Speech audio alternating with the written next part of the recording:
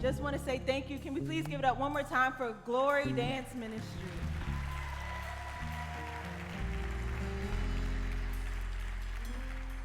Here they come, here they come. They did an excellent job, excellent job. And congratulations to all the kids who have graduated and going to the next step. And for those of you who are continuing on to the next level, we do see you, and we want you to always know that. We definitely want to give a shout out to even the young adults and the youth who are working in this church, from the media team to the dancers to even down to everything, security. I think I saw Bria earlier, and all of the kids that are working there too.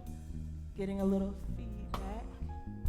All right, so here we go on this graduation Sunday.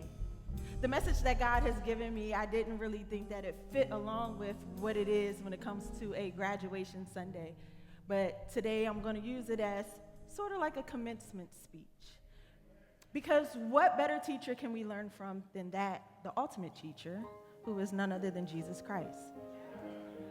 So some of the stories and some of the lessons that we learn in life, sometimes we learn them from textbooks, and then sometimes the best lessons that we learn come through experience.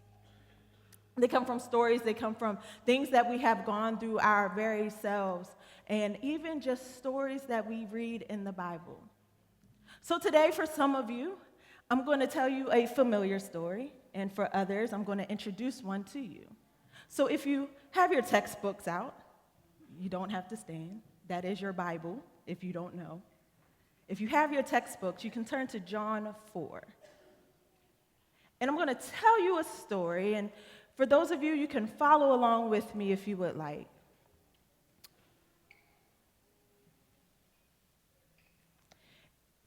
In John 4, we meet Jesus, and he and his disciples are leaving the countryside of Judea, and they are going back to their home, which is in Galilee.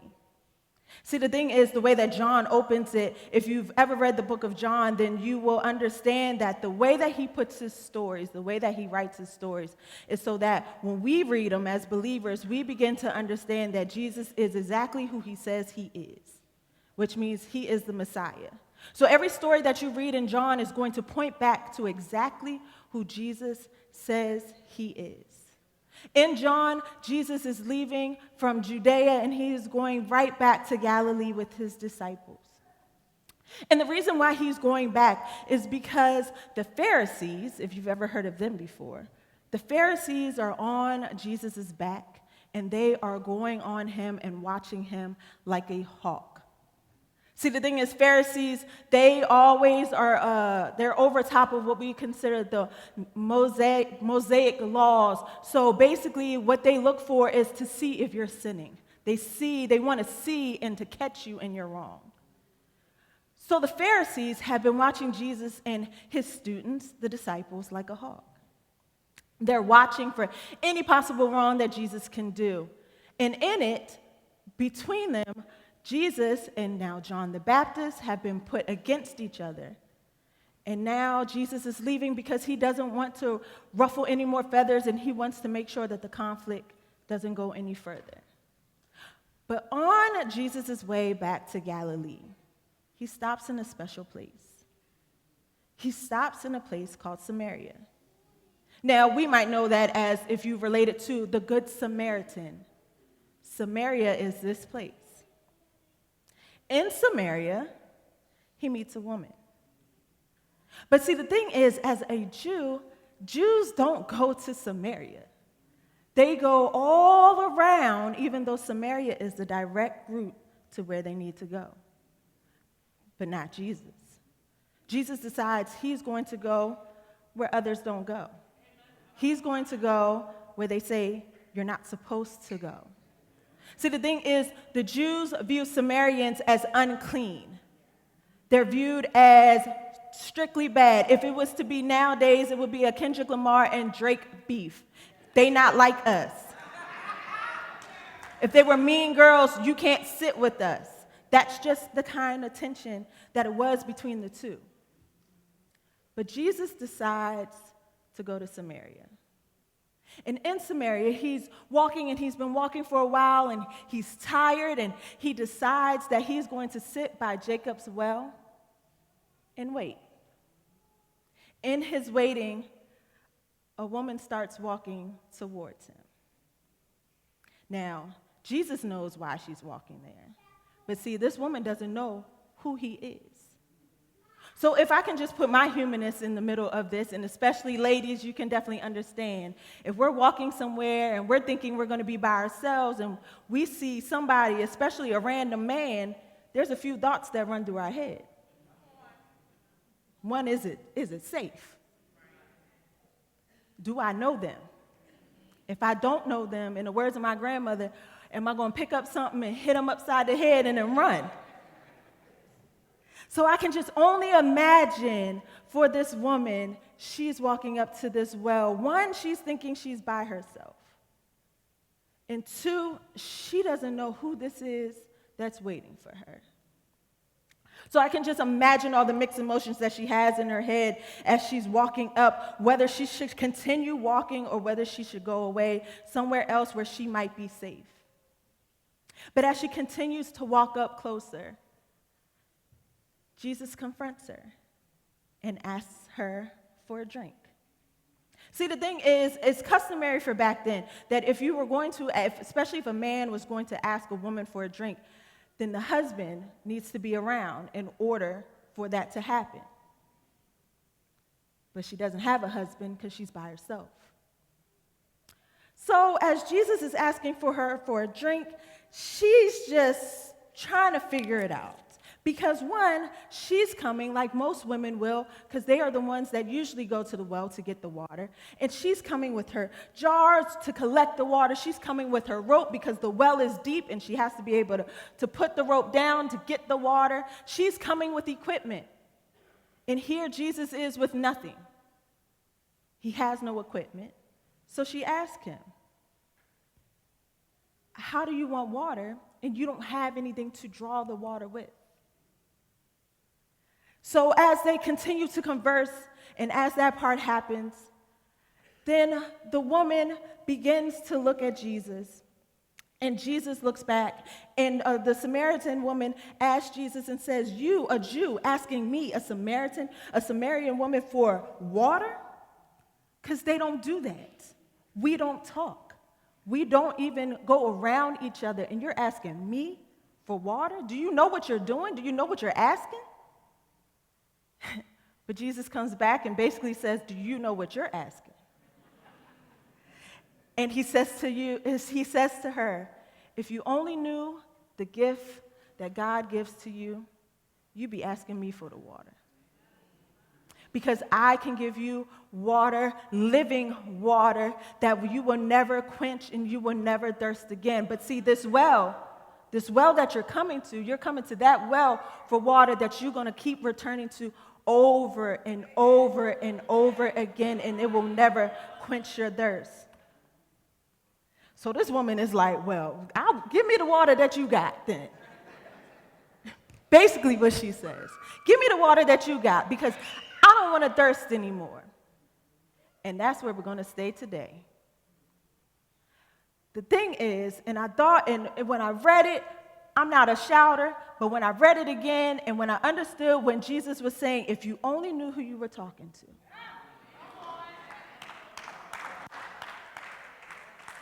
If you only knew who you were talking to, you'd be asking me for water. If you only knew who was standing in front of your face, the very answer to every one of your prayers, you'd be asking me. Here she was. The thing about the Samaritan woman, she was going to the well in the midst of her embarrassment. Why was she embarrassed? Because it's known that she was to have 5 husbands. Now, some people say that she was promiscuous, but that's not true. She had 5 husbands for various reasons. The Bible does not state it, but we can already assume what it is, especially in biblical times. There's different reasons. Women did not have rights like how we have today. A woman needed to be married in order to be able to have certain things. In order for her to be married, she was able to have property. She was able to be, wealth was able to come into her because she was through that marriage. But this woman had 5 different husbands. Now, some speculate that maybe, possibly, she wasn't able to have children. So because of that, a man was able to divorce her and go to the next person and on and on. It was almost as she was discarded and unseen. But the very man who she didn't even know existed, she doesn't know Jesus like we know Jesus. The very man she didn't even know existed knew her every last story. He knew her background before she could even speak it. In fact, she didn't. He knew her background before she could even speak it to him. Jesus asked her, "Where is your husband?" And she says, "I don't have a husband." And he said, "You're telling the truth." Pretty blunt. He said, "You're telling the truth. And the one that you're living with is not your husband either."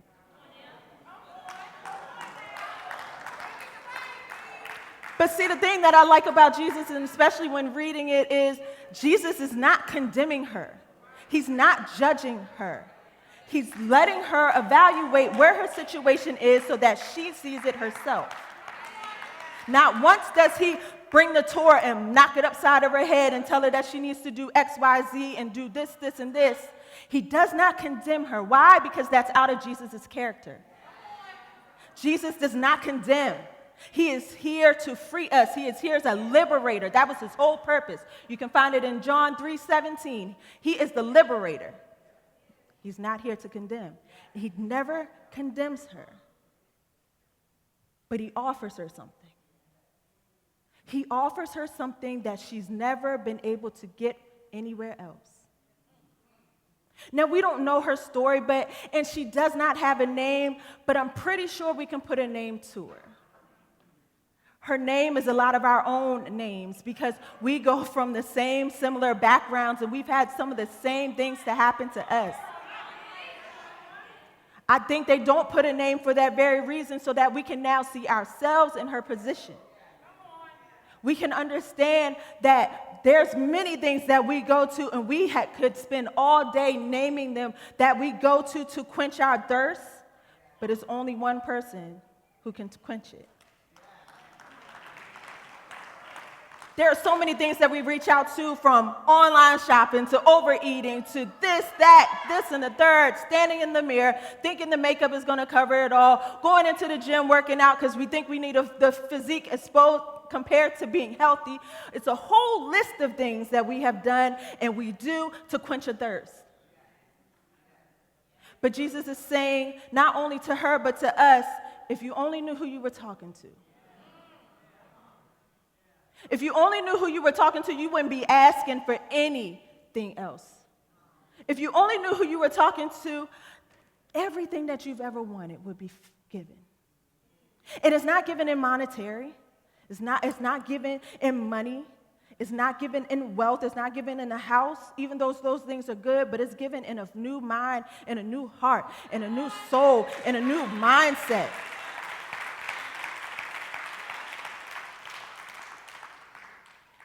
He reaches into this woman's very depths and cleans her like she's never been cleaned before. She is finally seen because she was going to the well, like I said before, out of embarrassment. Women go to the well together. She didn't have anybody to go to the well with. She went at high noon. We already know that's one of the hottest times of the day. In fact, it was already hot before noon today. So we can only imagine. She goes to the well by herself. She goes carrying not only the jars, but she goes carrying a boatload of baggage. And it's a boatload of baggage that she didn't necessarily put on herself. She goes to the well, and he is there because he is waiting for her. So when Jesus finally tells her that I'm the one that you're kind of looking for, basically is what he's saying, she gets so almost, I feel like she's pretty much exuberant. Because let me tell you something, she gets so excited, and when she starts telling him the truth, And she even starts worrying about where she should go to worship. Because as Samaritans, they believed in worshiping in one place, and the Jews believed in worshiping in another place. And he goes to tell her, baby, basically, you don't even got to worry about where you worship, because there's going to come a day and a time where that doesn't even matter anymore. Because all that God wants is your spirit, a spirit and in truth. He wants you. He wants the true you. It does not matter. Sometimes we always talk about, oh, I can't go to church, or I can't do this until I'm ready. You're lying to yourself. Because the thing is, you're never going to be ready, because you can't make yourself ready. There will never be a moment. If it's up to you, that is. We go into I'll go when I get rid of this, or I'll go when I'm done with that, but that's not true. This is where you go, and this is where you come to meet the one who can help you to get rid of it.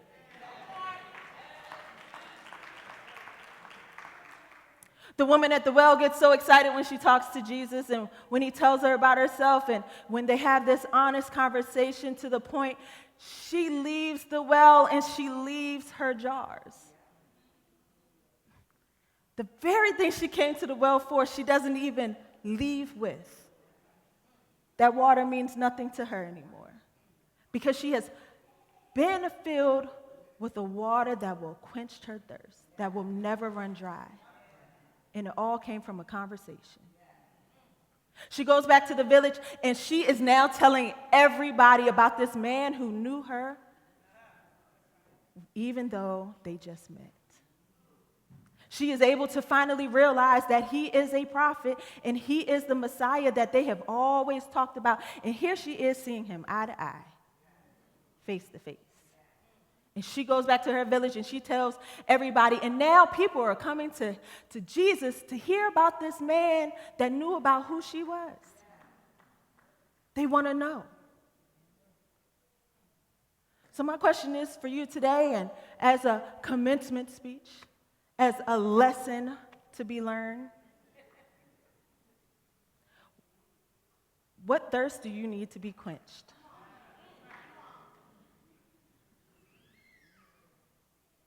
Will you give it to him? Because for all of us, we are going to have a well experience. Either you've had it or it's coming. And he is going to meet you there, but he's not going to meet you there to condemn you. He's meeting you there to open his arms to you and to know that you are seen.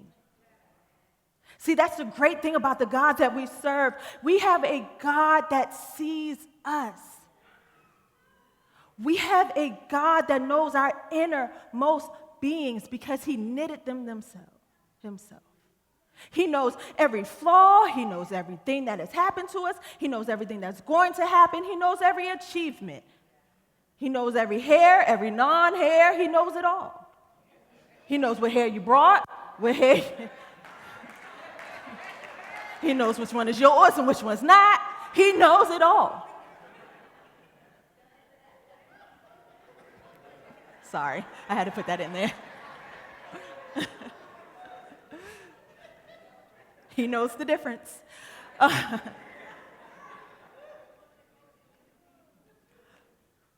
sometimes, this is not in the notes, but however, sometimes I do believe we forget who we're talking to.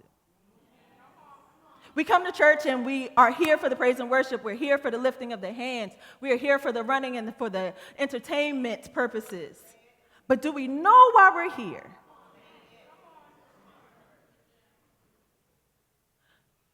Do we understand the God that we serve and the power that he has within him?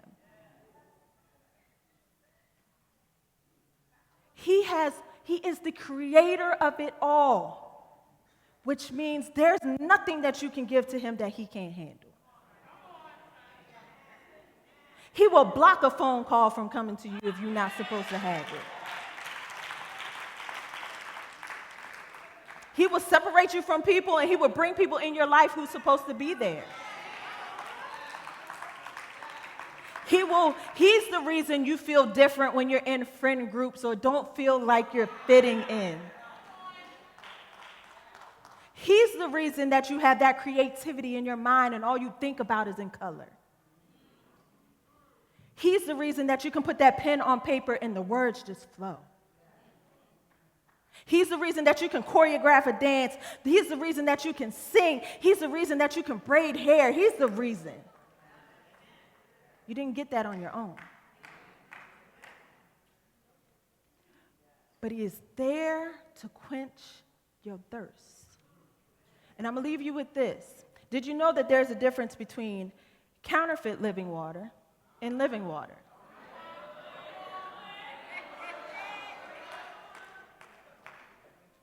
There's a difference between counterfeit living water and living water. Now, sometimes your water bottles will have spring water on it. Might say certain things on it. But the counterfeit living water doesn't have what you need to live. It doesn't have the vitamins, it doesn't have the nutrients, it doesn't have the minerals that you need to live. But living water has been filtered. It has been gone through. It's coming directly from the source. It has the minerals that you need, that your body needs. Put down the counterfeit living water. Because the living water is here.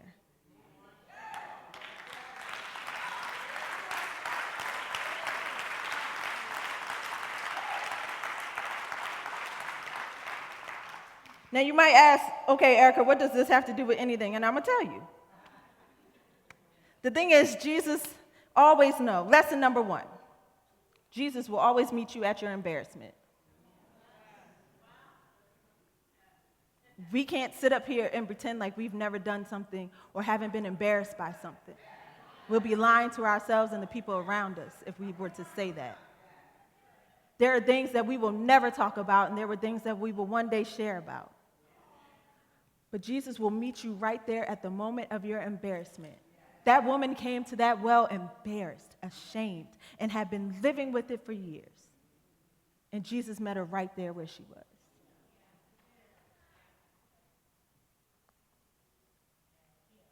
Lesson number 2. I kind of mentioned this before. You don't get your own self ready when it comes time to worship. You just come. And it will be all right. And lesson number 3. This is for our higher achievers in life. This is for those who have achieved certain things, and this is for those who we might see ourselves esteemed in church. When you're going out here to evangelize to people, don't beat them over the head.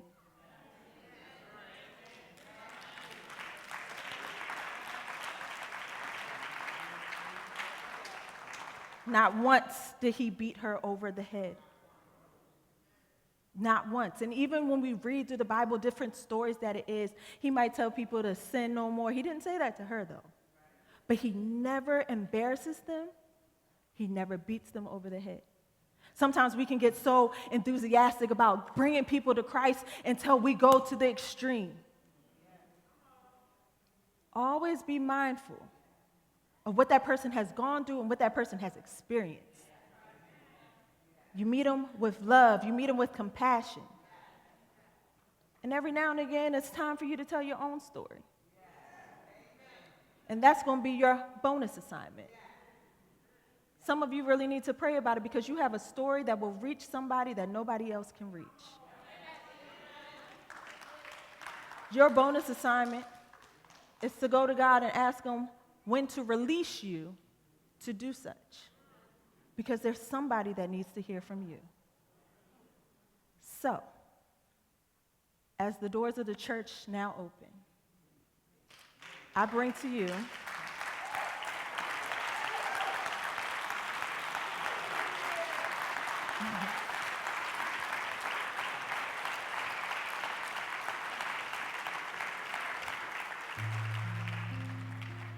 just for a moment of transparency, I struggled with this. I wasn't sure if I was actually going to be able to stand up here today because of the different things that have been going on with their family recently. But God is amazing. And I don't even know if somebody is in this sanctuary that needed to hear this today. But if you are, just take a step out and somebody will definitely come and meet you in the aisles. You've been having this thirst, you've been longing for somebody to pour into you, and you've been looking everywhere. And it's just not fitting. Then if you're bold, I ask that you stand in the aisle and somebody will meet you. And even if you're not ready to do it right now, we will wait around for you at the end of service because we don't want you going on this walk by yourself. If it's somebody online, the line, yes, if it's somebody virtually, the line should be open for you to call in. Because Jesus wants to quench your very soul. He wants you to live and to live life more abundantly. So if you are here, I ask that you do stand or raise your hand, grab somebody who's by you, and they will come on down. If that's not your thing, and you've been in church is what you know, but you've kind of stepped away trying to find your way, and you want to get back into the swing of things, then this is your time as well. If you want to do baptism, or even if you think that you want to be a partner here at First Christian, this is your time.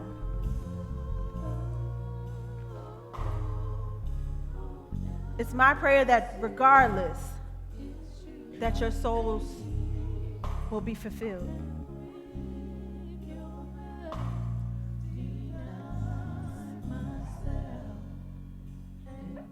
All right. Seeing none, I'm praying that all is well, and we will get prepared for the baptism. All right. Thank you, First Christian.